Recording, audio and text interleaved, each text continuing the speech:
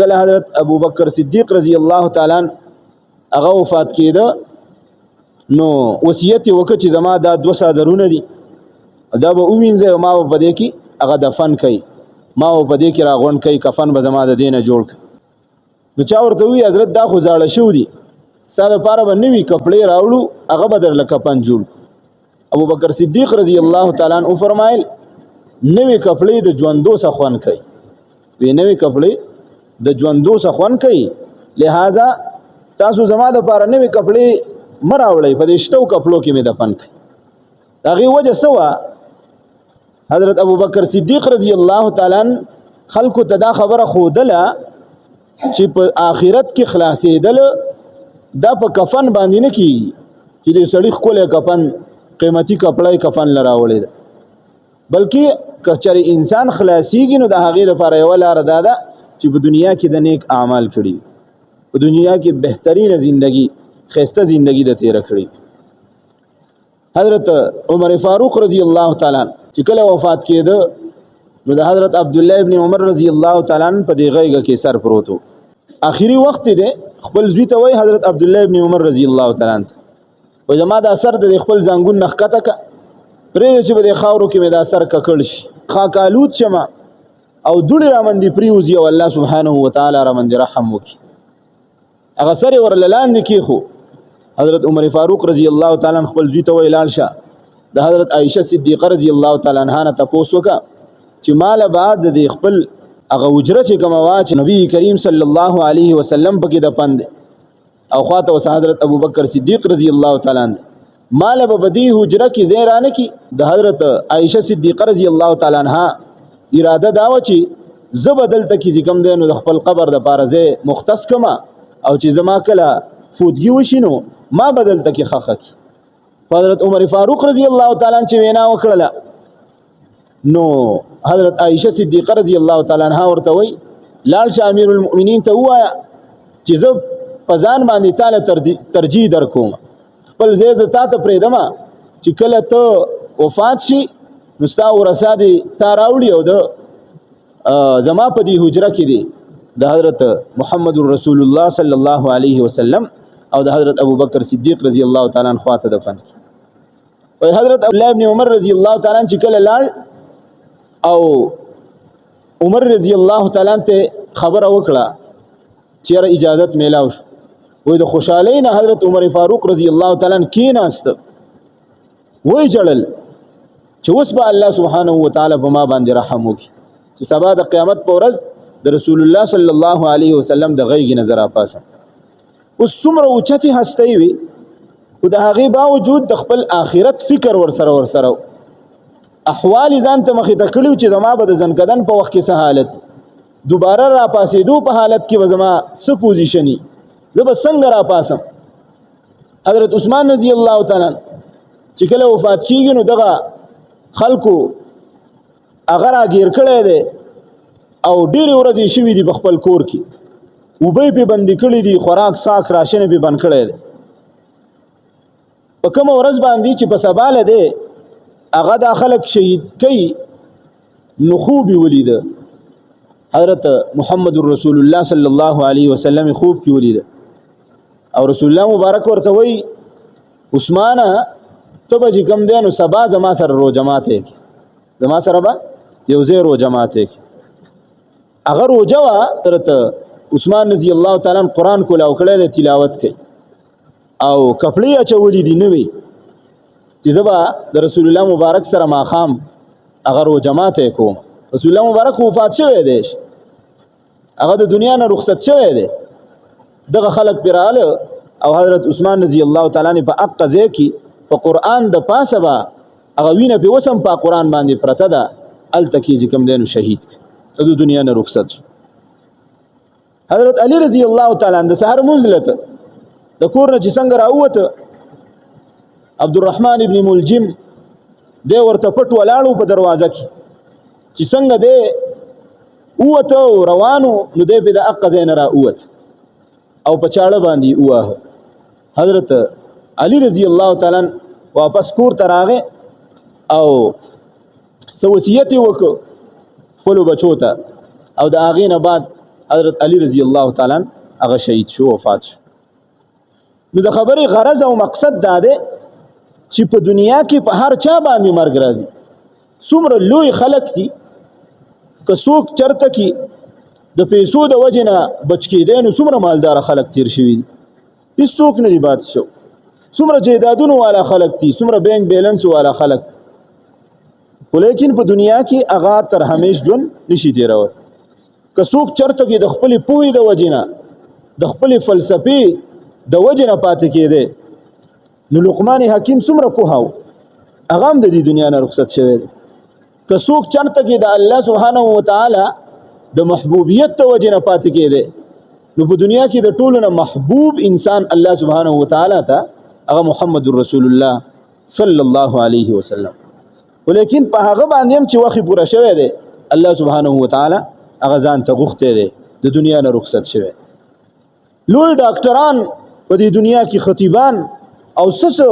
هغه منصبون والا دي، ولیکن چې وخت مقرر شوی دی د دنیا نه رخصت شوی. او کامیاب سړی کم دی؟ کامیاب سړی هغه دی چې هغه په دې دنیا کې ځان وپېژاند. د رسول الله صلی الله علیه وسلم نه صحابه کرام تپوس کوي من اکیس الناس و احزم الناس یا رسول الله. دا الله رسوله په دنیا کې د ټولو نه عقلمن او په دنیا کې د ټولو نه هوښیار سړی څوک دی؟ رسول الله صلی الله علیه وسلم ارشاد فرمای اکثرهم ذکرا للموت واکثرهم استعدادا له. په دنیا کې د ټولو نه هوښیار سړی هغه دی چې ځان ته مرګ ډیر ډیر یادوي، مرګ ځان ته ډیر ډیر یادوي. او ورپسې ارشاد وفرمایي یوازې مرګ یادول خو نه دي که نه چې ته وایې چې ماله به مرګ راځي، نه واکثرهم استعدادا له، او د دې مرګ دپاره بیا تیاری هم کوي. ځان وپېژني چې زما یو ورځ د الله سبحانه وتعالی په دربار کې هغه ته پیشي ده، زه به څه جواب ورکړم؟ اولئک الاکیاس ذهبوا بشرف الدنیا وکرامت الاخره. رسول الله مبارک ارشاد وفرمایو دغه خلق چې کوم دي د عقلمن خلق دیو د دنیا عزتونه هم لوټ کړو د ځان سره یې وړو او په آخرت کې خو د دیو د پاره لویه کامیابی. یو حدیث مبارک کې راځي رسول الله صلی الله علیه وسلم ارشاد فرمای اکثروا ذکر هذه اللذات. تاسو اغه لذتونو ختمون کې سي ځان ته ډیر ډیر یادوي. لذت څه شي ختمي؟ مرګ لذتونه ختمي. دا لذت ختم کو چې زبا بوډا کېګما بچی به می بیا به بچی غټیږي مزه چرچې به ز کومه پارام بناسي ما، دا لذت ختم. د خزي لذت ختم کو، د بچو لذت ختم کو،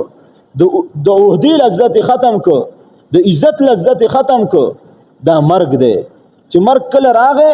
ستا په ذهن باندې چې څومره سیزونه سوار دي، ته چې کومو سیزونو ته خوشحالېږي دقه ټولې خوشحالۍ ستا د مرګ ختمې کړي. رسول الله صلی الله علیه وسلم ارشاد وفرمایو چې تاسو ګوره یاد ساته ځان ته مرګ ډیر ډیر یادوئ. اوس خو مونږ مرګ ځان ته نه یادو که نه، د مرګ نه یریږو، د مرګ نه یریږو، لرې تېښته کوو. یو حدیث مبارک کې راځي رسول الله صلی الله علیه وسلم سره صحابه کرام ناست دي او رسول الله مبارک فرمای یو وخت به داسې راشي چې دا نور قومونه به په مسلمانانو باندې هغه داسې راشي، داسې حمله به پې وکړي لکه څنګه چې د خوراک یو کاسه پرتی یو لوښی پروتي او په هغې باندې وږي خلک او هغه پې راجمع شي. داسې به دا نور قومونه په دې مسلمانانو باندې راجمع شي. صحابه کرامو ستاسو ذهن ته هم یو سوال راځي، د صحابه کرامو ذهن ته هم یو سوال راغی چې د الله رسوله په دغه وخت کې به دا مسلمانان کمی کم به نو ځکه به دا غیر اقوام دا راضي او په دیو باندې به قسمه قسمه ظلمونه یا حمله کوي. رسول الله مبارک ورته جواب ورکړ چې په دغه وخت کې به مسلمانان کم نه، تاسو به ډیر شئ، ولیکن وای بیا د الله رسول چې مونږ به ډیر یو نو بیا به ولې دا خلک په مونږ باندې دغسې راځي. رسول الله صلی الله علیه وسلم ارشاد فرمای ستاسو هغه چې کوم هیبت ته د دشمن د زړه نه به ستاسو هغه هیبت وځي، هغه به تاسو معمولی غونته کې محسوسوي. دا الله رسول دا به ولي مونږ به ډیر یو دا غي باوجود به دشمن زمونږ نه یاره نه کوي د دې وجه بسې رسول الله صلی الله علیه وسلم ارشاد او فرمایو چې په تاسو باندې به کمزوري راشي کمزوري تاسو باندې کمزوري براشي صحابه کرام اوس کمزوري پیژندل چې کمزوري څه شي ده خو بیا هم تفوس کوي مل هون یا رسول الله دا الله رسول دا کمزوري څه شي ده دا څه ته وایي رسول الله صلی الله علیه وسلم عجیب جمله ارشاد او فرمایله حب الدنيا وكراهيه الموت کمزوري اغا د دنیا مینا او محبت وکراهیه الموت او د مرګ نه یره ترخره کله چې مسلمان د زړه ته دنیا ورننه وتله او کله چې مسلمان د مرګ نه ویرید ته په هڅه چې دا مسلمان کمزورې شوی نن اندازه ولګوي چې څومره د مسلمان دشمنان دي هغه د مسلمان نه یره نه کوي ولی د هغه په ځل کې دا ده چې مسلمان دنیا راغسته دي لالچ پیسې راغسته دي بینک بیلنس او جیدات راغسته دي د په ټکو پیسو باندې غولې دي شي د په معمولو روپو باندې ز خپل طرف تر اړولې شم نو هغه د مسلمان نه یره ترخه نه کوي د دې وجه نه رسول الله صلی الله علیه وسلم ارشاد فرمایي د مسلمان د کمزوري دو سببونه دي یو سبب حب الدنيا چې د زړه هغه یخت د دنیا محبت ورکوس کو دنیا بد شي نه ده دنیا ګټل دنیا حاصلول خ زندگی تیرول دا بد شي نه ده ولیکن د دې دنیا مینا او محبت زړه ته کوزول دا ډیر خطرناک شی دی چې ته په بیا دین پرې دی ته په خپل ایمان خرڅه ته په بیا د قران او د مسجد او د مدرسې د مولا هغه عزت تار کې د پیسو ټکو د وجنه د دنیا د محبت ته وجنه وګورئ کنه په دنیا کې نن محبتونه روان دي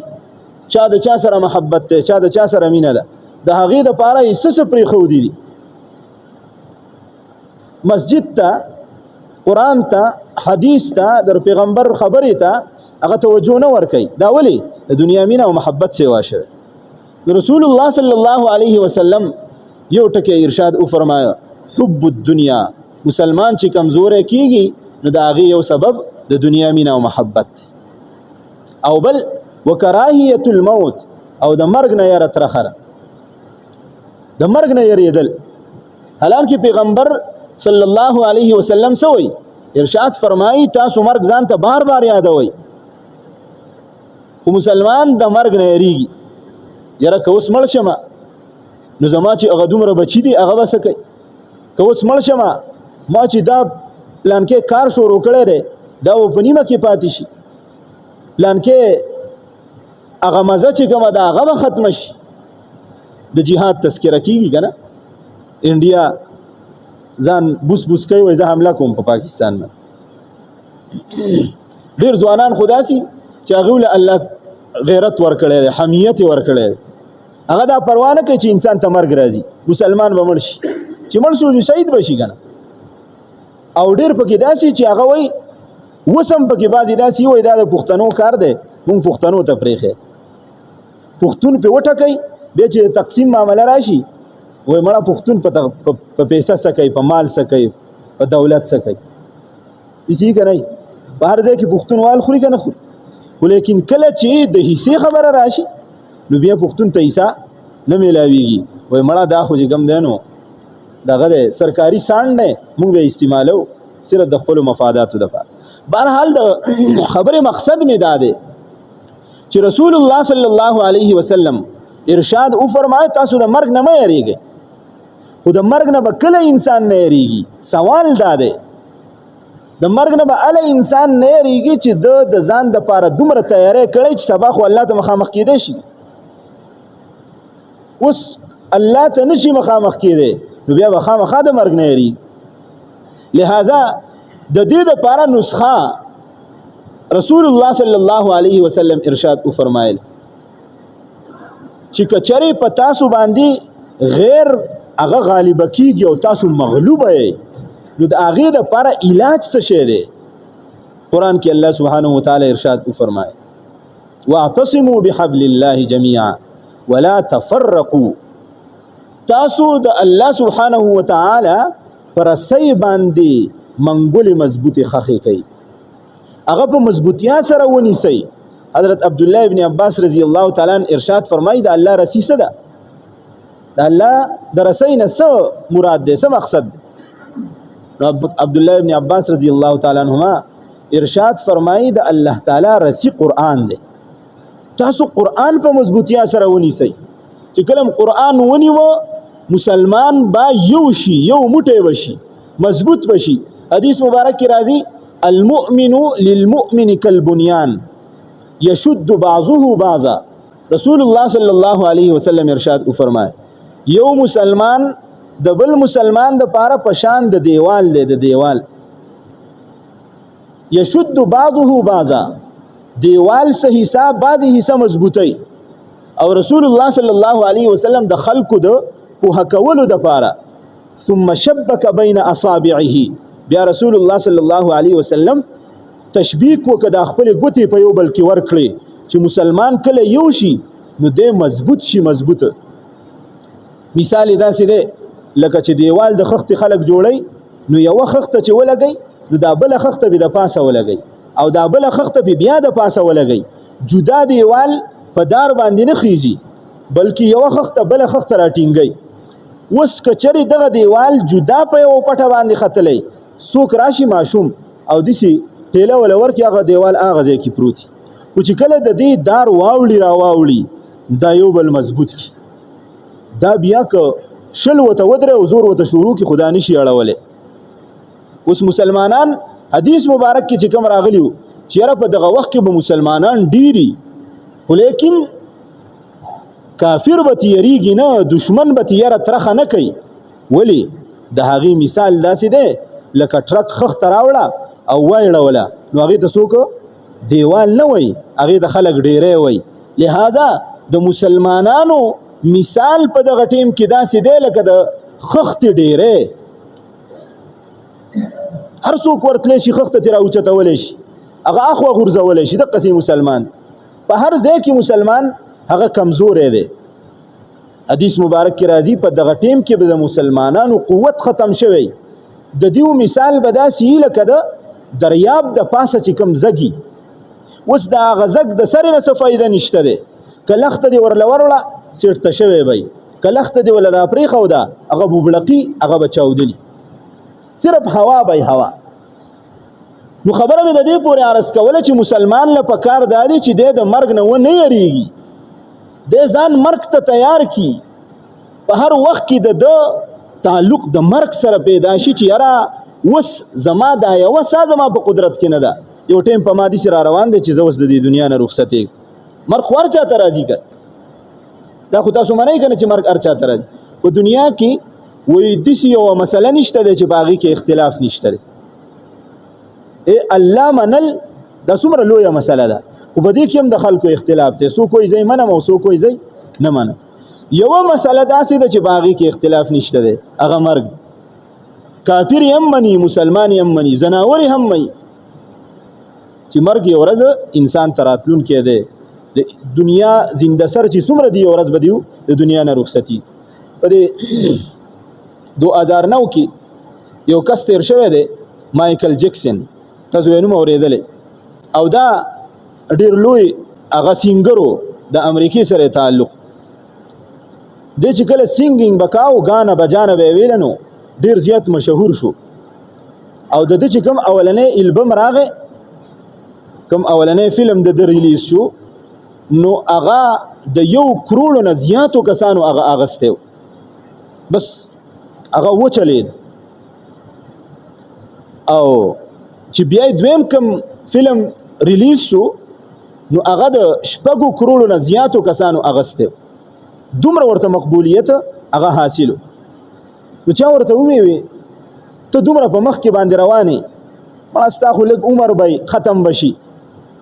او دومره لویو ماڼو جوړولو ته څه ضرورت نشته دی. ده ورته ویلي چې نه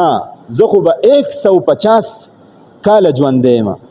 150 کاله به ژوندی یم. هغه ورته وی ښه د ځان دپاره پلاستیک سرجري کړې وه د رنګ نه اصل کې لول تورو خو بیا یې هغه سپینه سرجري وکړه نو ځان یې ښکلی که او وایي د ده متعلق دا دي چې دی په داسې محل کې اوسېده چې 12 ډاکټران به د ده خوا ته هر وخت موجود ده چې به کوم خوراک کاوله ول به هغه ټیسټ کېده چې هسې نه څه جراثیم خو پکې نشته د وجود ته نقصان ورسه د 12 ډاکټرانو سهار چې به دی راپاڅېده د ده ټیسټ به اخیستی کېده د وینې چې هسې نه وجود ته خو څه بیماري هغه نه ده داخله شو. دومره احتیاط به یې کوه د هر یو څیز دپاره په وجود کې چې څومره اعضا دي د دې دپاره جدا کس ساتلی و. یاره که چرې زما زړه خراب شي نو دا پلانکې سړی د ده زړه مضبوط دی د ده نه به زړه لرې کېږي او ما ته به لګي که ګردې خرابې شي نو دا ګردې به د ده نه لرې کېږي د بل سړي نه دا به ما ته لګي که زما سترګه کار پرېږدي نو د پلانکي سړی دی د ځان دپاره ساتلی و د ده نه به دا سترګه لرې کېږي ما ته به لګي حتی تر هر عضو دپاره د یو کس ساتلی و. او داسې په اکسیجن روم کې به چې که چرې زما ساه چرته بند شي نو مصنوعي ساه به ما ته لګي. دومره په ځان باندې د خرچه کړې وه د مرګه پورې خبره کوم. اوس که د مرګ نه څوک بچ کېدی نو دی مایکل جکسن به بچ شوی وی لیکن بچ نه شو. 50 کاله چې عمر شو خپل بیلډینګ کې د یو اسپتال خوا ته جوړ کړی و ساه یې بند شو په نیمه ګنټه کې دننه چې اسپتال ته رسېده ساه یې توکلی و او دی چې کوم دی نو د دنیا نه رخصت شو. خوب یې د څومره وخت لیده د 150 سال اسباب ځان ته څومره تیار کړي وو د 150 سالو خو لیکن چې د الله قانون کله متوجه شو لا يستأخرون ساعة ولا يستقدمون لا يستأخرون ساعة بدواء الأطباء ولا يستقدمون بدعاء الأعداء. نه د ډاکټرانو په دوايانو سره بیا څوک لیټ کېدی شي او نه د دشمنانو په زور گزار او په دشمنۍ سره څوک مخکې کېدی شي. لہذا عرض می داده چې دنیا دا پاتې کېدونکې ده تلونکې ده یو ورځ په موږ باندې داسې را روانه ده دا ظاهري سترګې به پټې شي او زمونږ به مخامختیا د الله سبحانه وتعالی په در کې د هغې نه مخکې چې مونږ د خپل آخرت لپاره تیاری وو مونږ خپل ژوند هغه بهترین جوړ کړو ښایسته یې جوړ کړو. قرآن کې الله سبحانه وتعالی ارشاد فرمایي چې دا مسلمانان که ځان له دا غرونه راوکني او د ځان دپاره ډېرې مضبوطې قلعې جوړې کړي ولیکن چې کله د مرګ ټیم په دیو باندې مقرر راشي نو ګوره یاد ساته بیا دیو د مرګ نه ځان هغه نشي بچ کولی. الله تعالی دې په دې خبرو باندې د عمل کولو توفیق راکړي. واخر دعوانا ان الحمد لله رب العالمین.